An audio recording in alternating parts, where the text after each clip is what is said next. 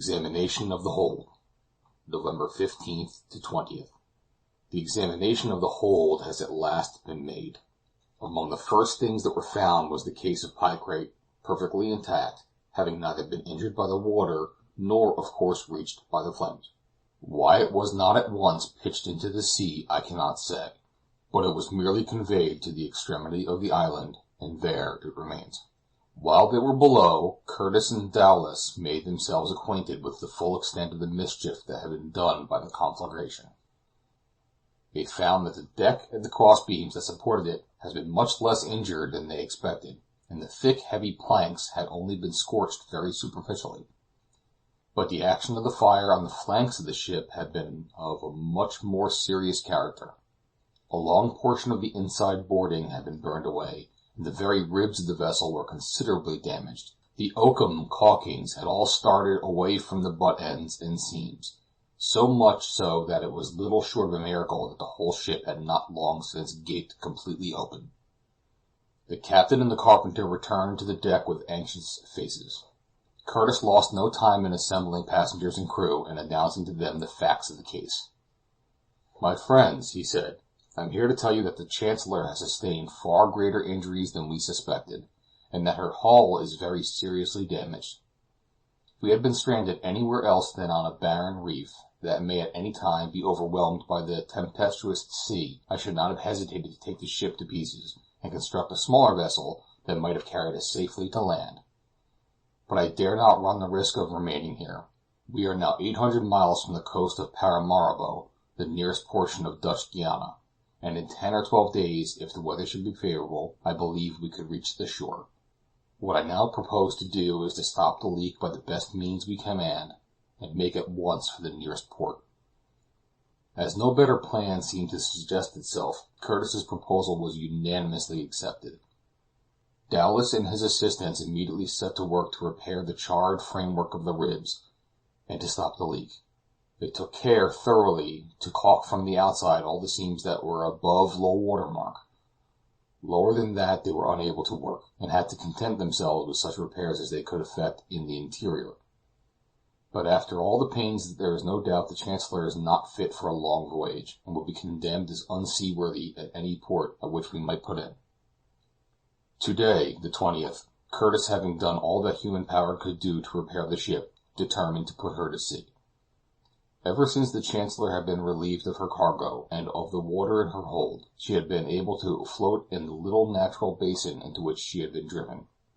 The basin was enclosed on either hand by rocks that remained uncovered even at high water, but was sufficiently wide to allow the vessel to turn quite round at its broadest part, and by means of hawsers fastened on the reef to be brought with her bows towards the south, while, to prevent her from being carried back onto the reef, she was anchored fore and aft.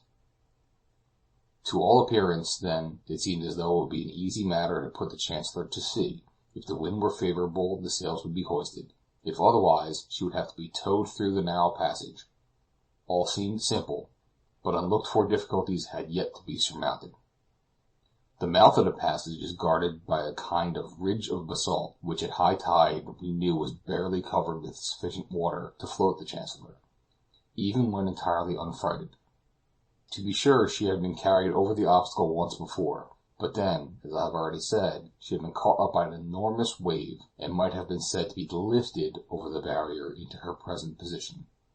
Besides, on that ever memorable night there had not only been the ordinary spring tide, but an equinoctial tide, such a one as we could not expect to occur again for many months.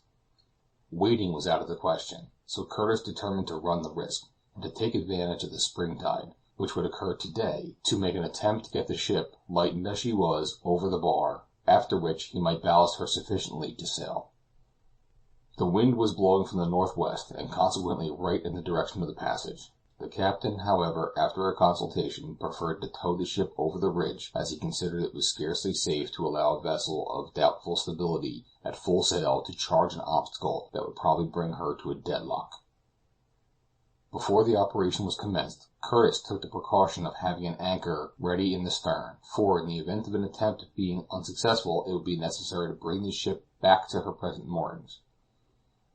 2 more anchors were next carried outside the passage, which was not more than 200 feet in length. The chains were attached to the windlass, the sailors worked at the handspikes, and at 4 o'clock in the afternoon the Chancellor was in motion.